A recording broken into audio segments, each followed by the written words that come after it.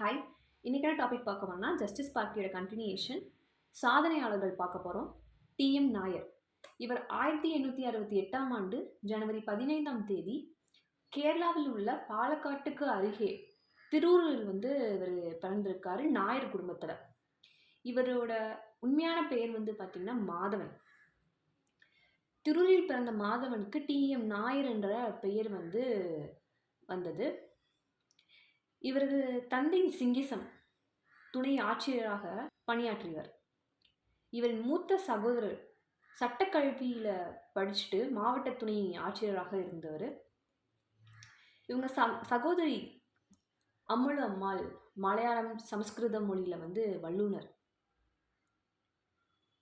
மாதவன் பாலக்காட்டு அரசினர் உயர்நிலை பள்ளியில் படிச்சுட்டு சென்னை மாநில கல்லூரியில் பட்டப்படிப்பை முடித்துவிட்டு சென்னை மருத்துவக் கல்லூரியில் சேர்ந்தார். ஆனால் பாதியில் நிறுத்திவிட்டு இங்கிலாந்து சென்று எடின்பர்க் மருத்துவக் கல்லூரியில் சேர்ந்து முதுகலை பட்டம் பெற்றார்.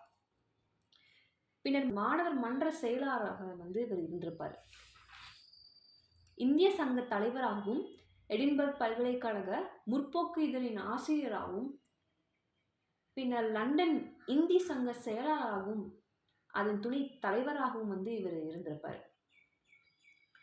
1896ஆம் ஆண்டு பாரிஸ் சென்று காது மூக்கு தொண்டை ஆராய்ச்சி பண்ணியிருப்பார். ஓராண்டு ஆராய்ச்சிக்கு பின்பு சென்னை திரும்பி வந்திருப்பார். 1897ஆம் ஆண்டு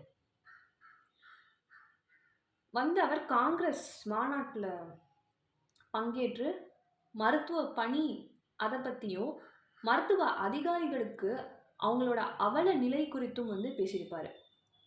இந்திய மருத்துவர்கள் ஆங்கிலேய மருத்துவர்களுக்கு சமமாக இருக்க வேண்டும் அப்படின்னு வலியுறுத்தியிருப்பார். 1907ஆம் ஆண்டு சித்தூரில் நடைபெற்ற மாவட்ட காங்கிரஸ் கூட்டத்துக்கு தலைமை தாங்கினார். 12 ஆண்டுகள் 1904 இருந்து 1916 வரைக்கும் சென்னை மாநகராட்சி உறுப்பினராக இருந்திருப்பார். திருவல்லிக்கேணியிலிருந்து தேர்ந்தெடுக்கப்பட்ட இவர் நகராட்சி பிரச்சனைகளை பற்றியும் குறிப்பாக குடிநீர் விநியோகம் பற்றியும் மக்கள் எதிர்ப்புகள் பற்றியும் பேசியிருப்பார். இதற்கிடையே அவர் இந்திய அரசால் தொழில் கமிஷன் லேபர் கமிஷன் உறுப்பினராக நியமிக்கப்படுவார் 1908.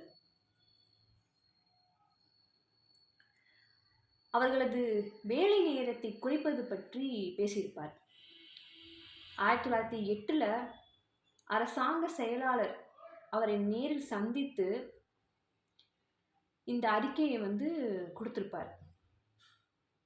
1912 சென்னை சட்டமன்ற மேலவை அங்கு தேர்ந்தெடுக்கப்படுறாரு. முதல் உலக போரின் போது 1914 18 வரைக்கும் நடந்திருக்கும். SS மத்ராஸ் என்ற கப்பல் அதில் மருத்துவ பணி செஞ்சிருப்பார். இதற்காக பிரிட்டிஷ் அரசாங்கம் அவருக்கு கேசரி ஹிந்த் என்ற பதக்கமும் பின்னர் அவர் போர் சேவை பதக்கமும் வழங்கப்பட்டது. பிராமண அல்லாத பிரச்சனைகளை அதை நோக்கி கவனம் திரும்பியது.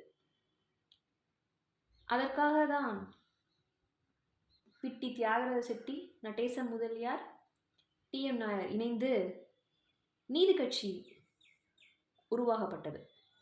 இவர் ஏற்கனவே தென்னிந்திய மக்கள் நல கூட்டமைப்பு அதாவது சவுத் இந்தியன் லிபரல் ஃபெடரேஷன் 1916 தோற்றி வச்சிருப்பார். இவர் என்ன சொல்லியிருக்காருன்னா, இந்தியாவில் 2 இனங்கள் தான் உண்டு.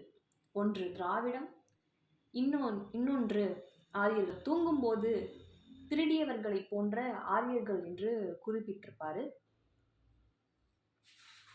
அதே போன்று வர்ணா முறையும் எதிர்த்திருப்பாரு. படித்தவர்கள் பிராமணர்கள் என்றும் படிக்காதோர் சூத்திரர்கள் தீண்டத்தக்காதோர் என்றும் பிரிக்கப்பட்டனர் என்று விளக்கத்தை கூறியிருப்பார். நீதி ஆங்கில பத்திரிகையின் தலைமை ஆசிரியராக இருந்திருப்பார்.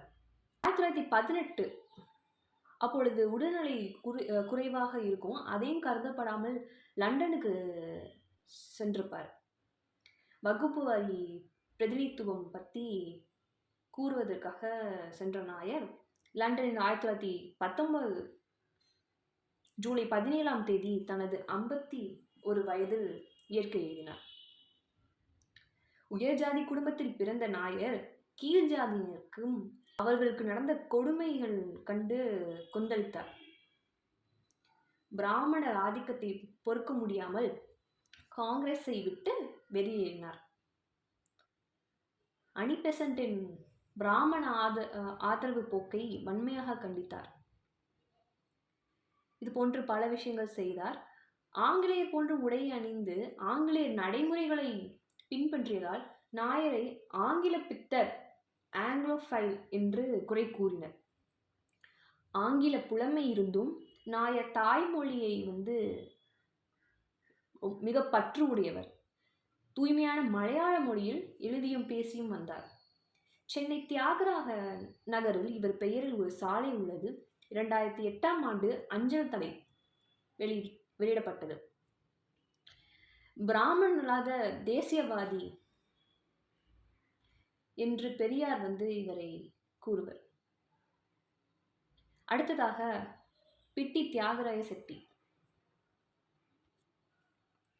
1852ஆம் ஆண்டு ஏப்ரல் 27ஆம் தேதி எகத்தூரில் இவர் பிறந்தார். ஒரு செட்டி குடும்பத்தை சேர்ந்தவர். குடும்ப தொழில் கைத்தறி துணிகளும் தோல் வணிகமும் சென்று வந்தனர். தியாகராயர் பள்ளி படிப்பை முடித்த பின் சென்னை மாநில கல்லூரி சட்டம் பயின்று தேர்ச்சி பெற்றார். வழக்கறிஞரானார். 1882ஆம் ஆண்டு முதல் 1992ஆம் ஆண்டு வரை சென்னை மாநகராட்சியின் உறுப்பினராகவும் தலைவராகவும் இவர் இருந்துள்ளார். நடேச முதலியார் சமரச முயற்சியால் இவருக்கும் நாயருக்கும் ஏற்பட்ட கருத்து வேறுபாடுகளை நீக்கி பிராமண அல்லாத சமூக நீதிக்காக ஒன்றிணைந்தனர். தியாகராய செட்டி 1910 இருந்து 1921 வரை தென்னிந்திய வணிக கழகத்தை தோற்றுவித்து அதன் தலைவராகவும் பணியாற்றினார். 1909ஆம் ஆண்டு சுப்பிரமணியம் புருஷோத்தமன் தோன்றி வைத்த சென்னை பிராமணாத சங்கத்தில் ஆதரிக்கவில்லை. ஆனால் 1912 டாக்டர் நடேச முதலியார் ஆரம்பித்த சென்னை ஐக்கிய கூட்டமைப்பில் சேர்ந்து தன் கருத்துக்களை பகிர்ந்தார்.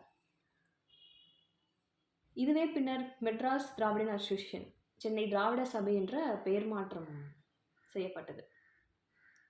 இவர் முதலில் காங்கிரஸில் இருந்துவிட்டு வெளியேறியவர். பின்புதான் நீதி கட்சியை தொடங்கினார். 1916ஆம் ஆண்டு நவம்பர் 20ஆம் தேதி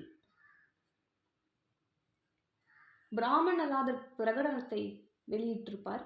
சென்னையில் கூடிய முதல் பிராமண அல்லாத மாநாட்டில் திராவிட நாகரிகத்தை, தனித்தன்மையை, இது எல்லாத்தையும் பற்றி பேசியிருப்பார். 1917ஆம் ஆண்டு நீதி கட்சியின் தலைவராக தேர்ந்தெடுக்கப்படுறார். 8 ஆண்டு காலம் அக்கட்சியின் முடிசூடா மன்னராக இருந்திருப்பார். பல கிளைகளை தொடங்கியிருப்பார். ஆங்கில அரசாங்கத்தின் ஆதரவோடு நீதி கட்சியை வளர்த்திருப்பார். மேயராக இருந்தபோதுதான் முதல் முறையாக குறிப்பிட்ட மாநகராட்சி பள்ளிகளில் மதிய உணவு திட்டம் அறிமுகப்படுத்தியிருப்பார். இவர் கல்வி, சமூக, பொருளாதார, அரசியல், நிர்வாகம், கலை, கலாச்சாரம் எல்லா துறையிலையும் முன்னேற்றம் இவனால் வந்தது. இவரை வெள்ளுடைய வேந்தர் அப்படின்னு சொல்லுவாங்க. 1925ஆம் ஆண்டு ஜூன் 30ஆம் தேதி தனது 75 வயதில் இயற்கை எழுதியிருப்பார். 1915ஆம் ஆண்டு திவான் பகதூர் என்ற பட்டமும் 1921ஆம் ஆண்டு சர் பட்டமும் இவருக்கு வழங்கியிருப்பாங்க. இதுதான் தியாகராய செட்டியை பற்றிய இன்ட்ரோடக்ஷன். இவர் ஆங்கில கல்வி பெற்று சென்னை மாநகராட்சியில் பல ஆண்டு காலம் பணிபுரிஞ்சிருப்பார். அதுக்கப்புறம் இவருக்கு தேசபக்தியும் கடவுள் பக்தியும் அதிகமாக உள்ளதுன்னு சொல்லியிருப்பாங்க. பிராமண அல்லாத அவர்களது எண்ணிக்கைக்கு ஏற்ப விகித விகிதசார அடிப்படையில் வந்து அனைத்து துறைகளிலும் பிராமணர்களுக்கு சமமான வாய்ப்புகளை பெற வேண்டும். அவர் வாதாடி பெற்றுதான் வகுப்புவாரி பிரதிநிதித்துவம் உரிமை வந்து பெறப்பட்டது என்று ராமசாமி வந்து கூறியிருப்பார். இது மட்டுமின்றி நீதி கட்சியை நீதி நீர்க்குமிழி என்று வர்ணித்துள்ளார் பேராசிரியர் டாக்டர் கே ராஜன். இதுதான் டிஎம் நாயர் பற்றியும் பிட்டி தியாகராய செட்டியை பற்றியும் உள்ள விஷயங்கள். இதோட ஒரு டாபிக் முடியுது. அடுத்ததாக நீதி கட்சி ஆட்சி 1920க்கு அப்புறம் என்ன நடந்துச்சுங்கிறத பார்ப்போம். தேங்க்யூ.